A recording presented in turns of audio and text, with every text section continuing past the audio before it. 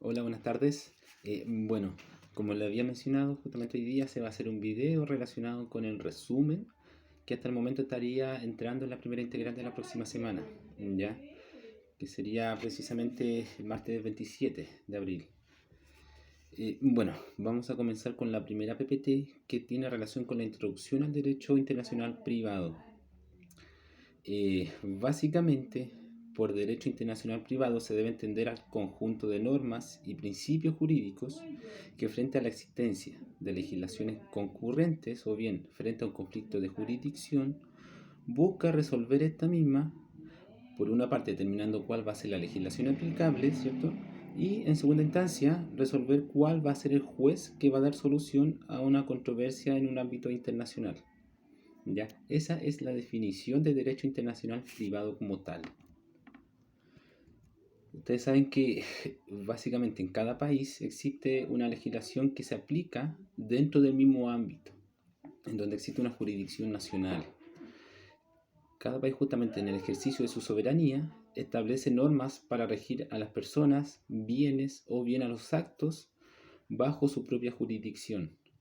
Bajo ese contexto, no hay ningún inconveniente frente a la aplicación de una normativa externa, a una normativa internacional.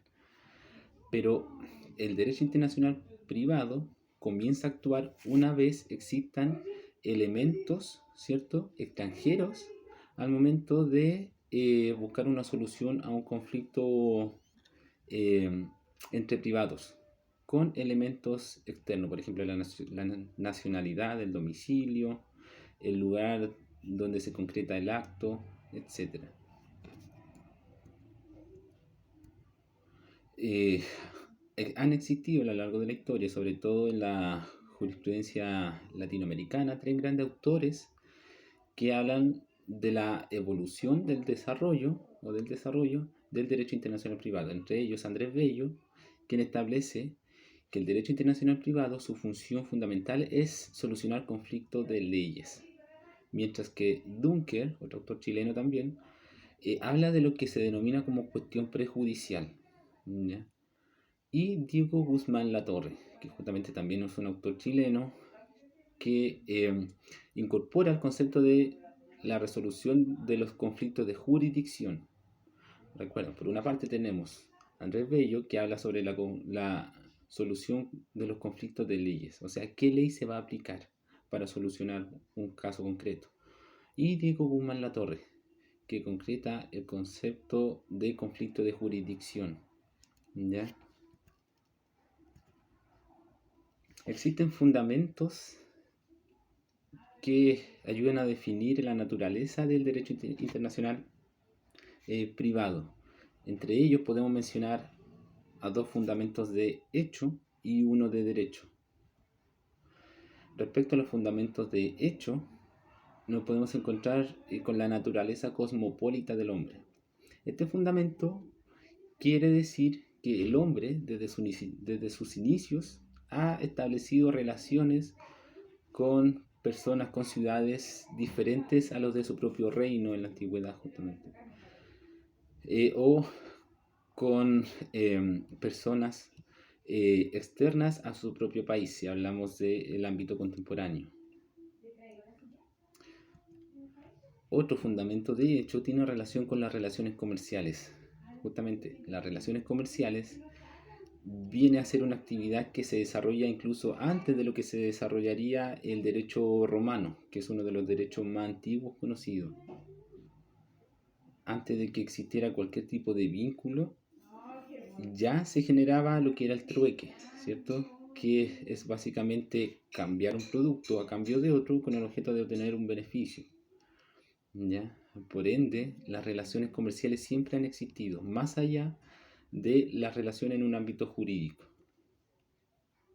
Y finalmente nos encontramos con un fundamento de derecho, que en este caso corresponde a la existencia simultánea de legislaciones diferentes, o bien denominado también legislaciones concurrentes, que se enfrentan entre sí. Cada Estado es soberano para dictar, en este caso, su propia normativa y estableciéndose bajo sus propios principios. Frente a ello existen ciertas materias de carácter jurídico que son tratadas de una manera distinta por cada Estado. En este caso, esto repercute que al momento de buscar una solución en un conflicto de la naturaleza del derecho internacional privado, exista la concurrencia de legislaciones. Otro punto importante a rescatar respecto a este PPT tiene relación con las características del derecho internacional privado, que en este caso nos encontramos con 5 características. En primer lugar, es un derecho positivo. ¿Qué quiere decir que sea un derecho positivo? Que está contemplado y escrito en un cuerpo legal, en una normativa, en un código legal. A eso significa que sea derecho positivo, no es abstracto, es objetivo. Otra característica es que está relacionado directamente con los entes privados. Acá el principal sujeto destinatario de las normas que rigen el derecho internacional privado son precisamente los individuos o bien las empresas. Otra característica tiene relación con que es un derecho adjetivo o bien atributivo. Acá, con la aplicación del derecho internacional privado, no se busca resolver directamente un conflicto de la propia naturaleza del derecho internacional privado, sino que establece las normas sobre las cuales se va a buscar la solución. ¿Ya? Recuerden lo que hablaba Dunque con la cuestión prejudicial. Otra característica es que es territorial, basado en el principio de la territorialidad. Ya hemos pasado y hablado de lo que es el principio de la territorialidad. Y otra característica final, ¿cierto? Es que es internacional, o sea, está compuesto principalmente por elementos extranjeros. Al momento de analizar un caso propio del derecho, de este tipo de derecho, o de esta rama del derecho, nos vamos siempre a encontrar con elementos extranjeros, como les mencionaba, la nacionalidad extranjera, el domicilio ubicado en un territorio extranjero, que la compraventa se haya realizado en un país extranjero. A eso me refiero con que una de las características principales del derecho internacional privado es internacional. Y finalmente, respecto a este PPT, otro punto importante a recalcar para la prueba es el objeto propio del derecho internacional privado, que es básicamente resolver conflictos de leyes y resolver conflictos de jurisdicción. Recuerde que esos objetivos del derecho internacional privado son la propia naturaleza de ser de esta rama del derecho internacional público, como algunos indican.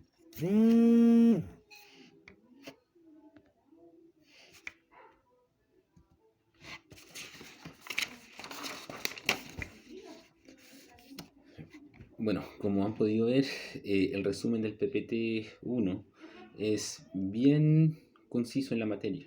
¿Ya? No vamos a redundar precisamente en cada PPT, sino que vamos a ver una visión globalizada y generalizada de la materia para tener un mayor conocimiento. Bueno, respecto ahora a lo que sería el PPT de los conflictos de leyes y de jurisdicción.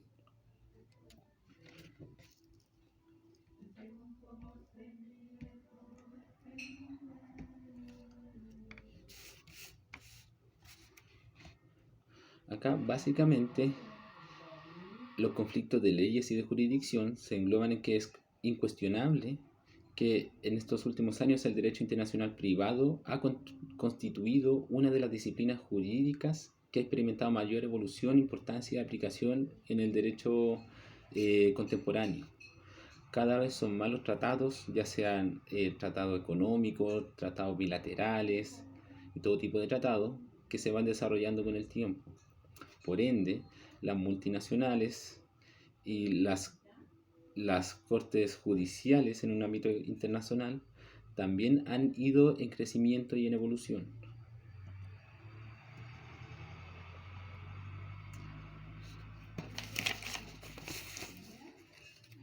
Acá importante respecto a este PPT es que las normas o reglas conflictuales tienen ciertas características o deben cumplir con ciertas características para que se cataloguen como tal.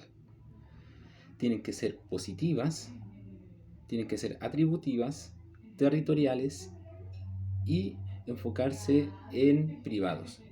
¿Qué quiere decir que sean positivas? Las normas o reglas conflictuales son positivas en el sentido que se encuentran establecidas en el derecho legislativo, que son justamente una de las características también del derecho internacional privado como tal. Otra característica de estas normas o reglas de conflicto es que son atributivas. No resuelven de manera directa el conflicto, sino que busca establecer cuál va a ser la legislación y el juez competente para dar solución. Son también territoriales. ¿Qué quiere decir que sean territoriales? La territorialidad dentro de lo que es la norma de conflicto tiene relación con las normas de orden público, como ya hemos mencionado. Recuerden, las normas de orden público son normas que se comprenden en el cuerpo legal chileno, ya sea en la Constitución, ya sea en leyes ordinarias, en leyes constitucionales,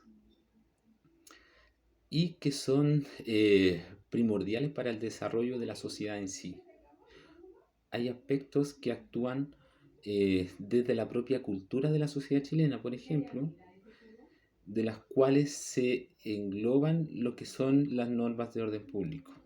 ¿Ya? El derecho a la vida, el derecho a la educación, a la salud, son normas de orden público. Son normas fundamentales como tal. Y otra característica de las normas de conflicto es que son privados, o sea, el destinatario principal de este tipo de normas son los individuos y las personas jurídicas. Otro punto importante a recalcar de este PPT es o tiene relación con los elementos del conflicto de leyes. Acá hay que diferenciar 4 elementos relacionados con la situación o relación jurídica y 6 elementos relacionados con los agentes de conexión. Relacionado con la situación o relación jurídica nos podemos encontrar a un contrato, a un matrimonio, un testamento o bien a una sucesión por causa de muerte. Mientras que relacionado con los elementos o agentes de conexión nos encontramos la nacionalidad, con el domicilio, con la residencia, con la ubicación del bien, con la voluntad de las partes y el lugar de otorgamiento del acto jurídico. Acá lo importante es entender que si no existen estos dos elementos, ya sea la situación jurídica y el agente de conexión, no podemos hablar de lo que son las normas de conflicto o bien tampoco podemos hablar de un conflicto de leyes o de jurisdicción. Otro punto importante a recalcar de este PPT son los tipos de normas que buscan resolver los conflictos propios del derecho internacional privado. En este caso nos podemos encontrar con 3 tipos de normas, entre ellos las reglas de conflicto, los cuales establecen el método indirecto. ¿Ya? Este tipo de normas o reglas de conflicto son normas atributivas. ¿Qué quiere decir? Que son normas que indican cuál va a ser la ley que se va a aplicar para poder dar solución a un conflicto.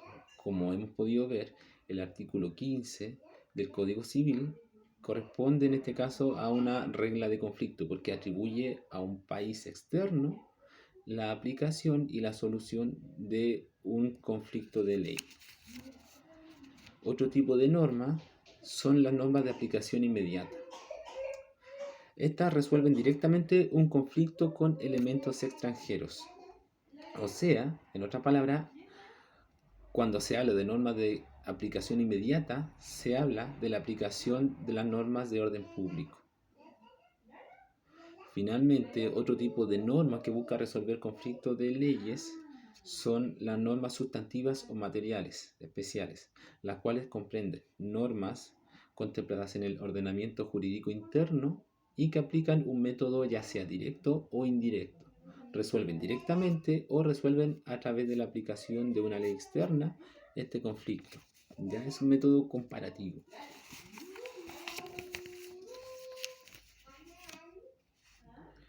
Y finalmente lo que sería el PPT de las fuentes del derecho internacional privado.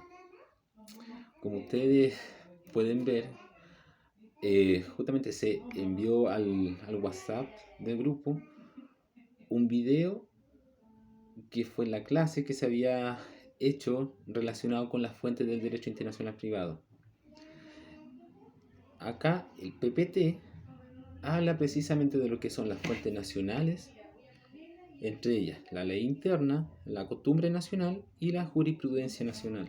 Y por otra parte, hablamos de fuentes internacionales, que encontramos los tratados internacionales, que hablamos también la costumbre internacional, la jurisprudencia internacional, y también dentro de estas fuentes internacionales nos encontramos con los principios del derecho internacional privado.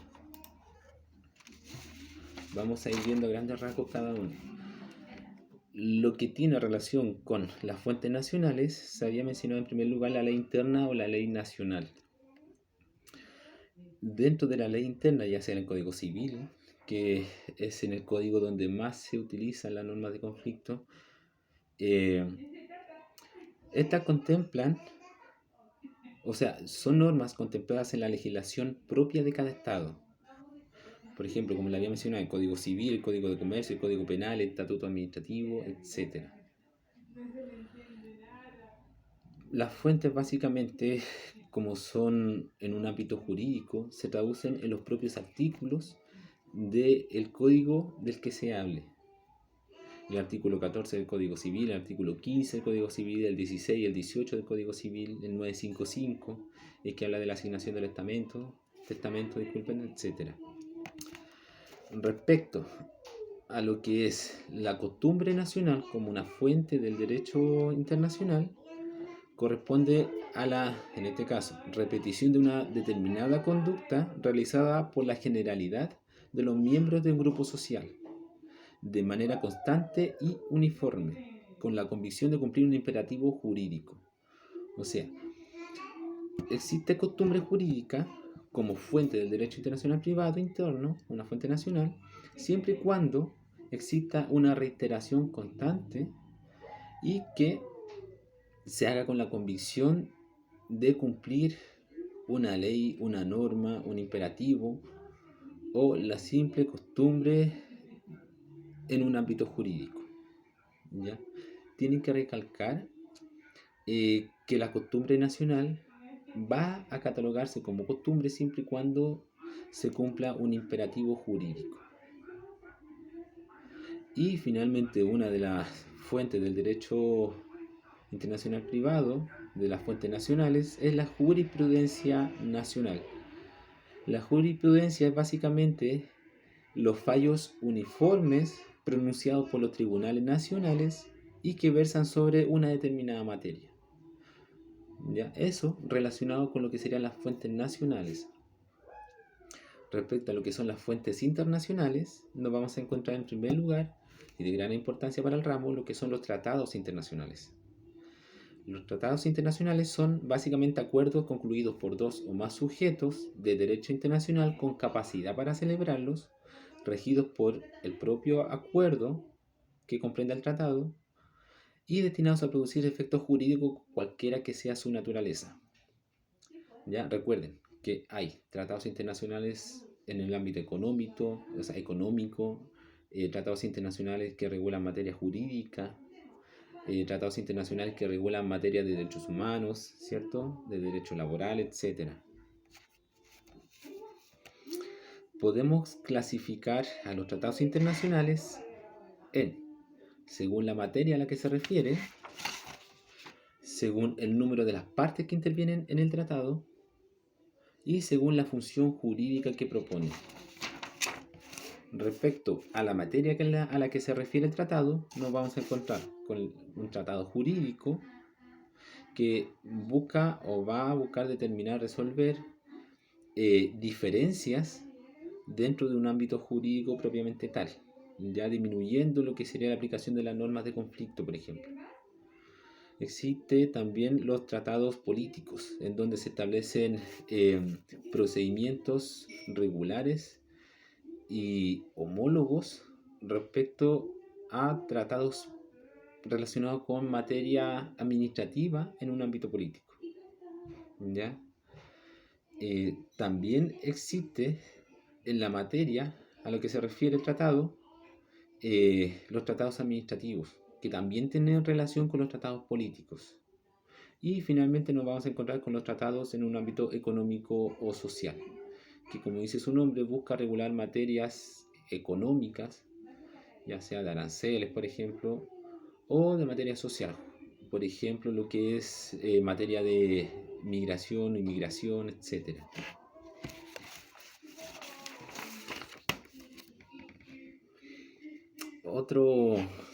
Otra manera, otro método de clasificar los tratados, como les había mencionado, son dependiendo del número de las partes que intervienen. Existen los tratados bilaterales, en donde precisamente son dos estados, dos países, los que firman un tratado. Y la materia regula solamente las partes que intervienen, ¿ya? Por lo general, se genera un contrato. Un contrato cuando se habla de un tratado bilateral, ya que son dos partes las que intervienen y no involucran a más estados. No así cuando se habla de tratados relacionados con los tratados multilaterales, en donde existe una convención previa a la firma del tratado que regula una materia precisa y que está firmado o ratificado, o que las partes que intervienen son los estados que busquen obtener la aplicación de los beneficios, derechos y deberes del propio tratado en sí. Otra clasificación tiene relación con la función jurídica que propone. Acá, como le había mencionado, existen los tratados-contratos, donde se ratifica el tratado a través de un contrato. Acá pueden intervenir más de dos personas, pero son bien excepcionales los casos. Y también existen los tratados ley, que tienen relación con los tratados multilaterales, en donde se establece una ley, ¿ya? Un tratado, un cuerpo normativo, un código, ya sea como se le diga, en donde las partes que ratifican dicho tratado de ley son las partes que van a salir afectadas con la aplicación de este tratado en sí.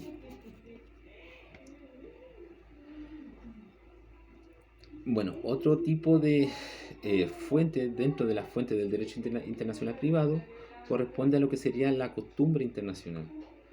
La costumbre, como ya se había mencionado en las fuentes nacionales, es una práctica común aceptada por los estados como una regla de derecho, la cual debe ser uniforme, constante, de general aplicación y permanente en el tiempo. No se puede, así como en las fuentes nacionales, hablar de una costumbre internacional si es que los estados no la catalogan o no la aplican de manera permanente a través del tiempo. Y siempre teniendo la convicción de seguir un imperativo jurídico. Otra de las fuentes internacionales corresponde a la jurisprudencia internacional, que tiene relación con la forma en cómo los tribunales de justicia internacional, en este caso, entienden los preceptos legales tratados y las opiniones de los tratadistas, asociado con la reiteración de los fallos emitidos por los tribunales frente a conflictos internacionales propios del derecho internacional privado.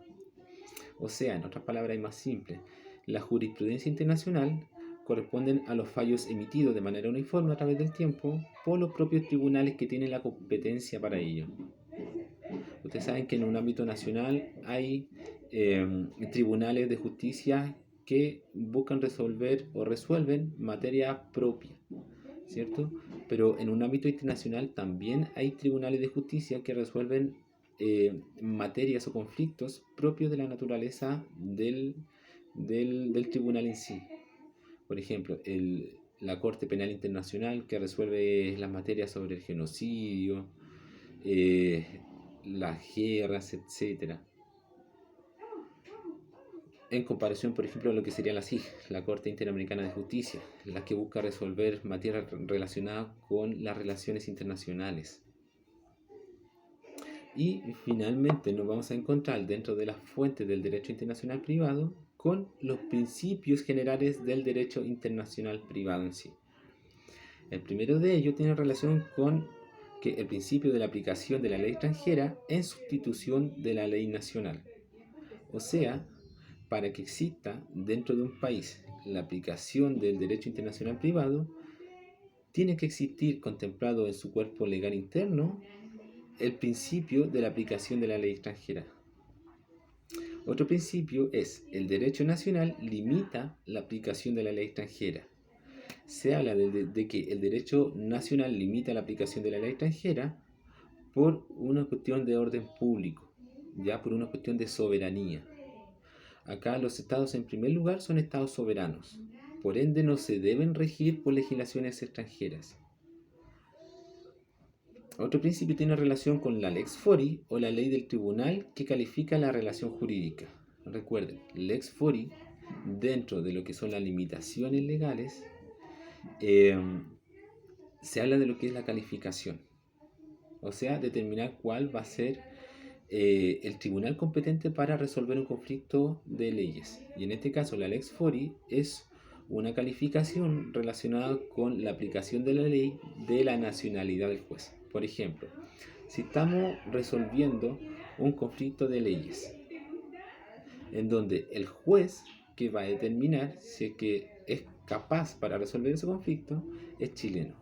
En ese caso, y aplicando el principio de la lex fori, para resolver el conflicto de leyes se va en este caso a aplicar la ley de la nacionalidad del juez.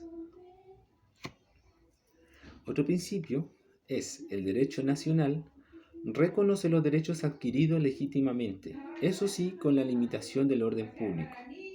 Acá lo que tiene relación con los derechos adquiridos va en conjunto con los derechos que cada propia persona tiene, ¿ya? Eso de igual manera en materia que se va a pasar más adelante. Otro principio tiene relación con que el derecho nacional regula en forma exclusiva lo relativo a la adquisición y pérdida de la nacionalidad y del domicilio. Ustedes saben que la adquisición de la nacionalidad o la pérdida de la nacionalidad o del domicilio va a regularse únicamente por la propia ley nacional de la persona que esté dentro del conflicto de leyes. Otro principio tiene relación con que a la ley nacional le corresponde normar la situación jurídica de los extranjeros, ello en cuanto a su entrada, salida, permanencia, expulsión y demás condiciones aplicables al extranjero en forma soberana. ¿Qué ocurre cuando un haitiano llega a Chile? Este va a estar regulado por la norma chilena, ¿cierto? Por la legislación chilena, no por la legislación haitiana. A eso se refiere este principio. Otro principio tiene relación con la administración de justicia debe ser igualitaria, tanto para los nacionales como para los internacionales o extranjeros.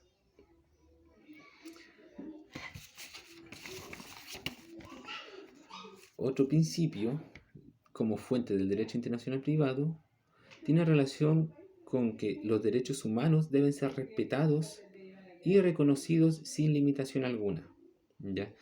Chile ha ratificado varios tratados relacionados con los derechos humanos, entre ellos el Tratado de Roma, la Convención de Roma, por ejemplo, que habla justamente de la aplicación de la justicia penal en un ámbito penal cuando se violan ciertos derechos humanos.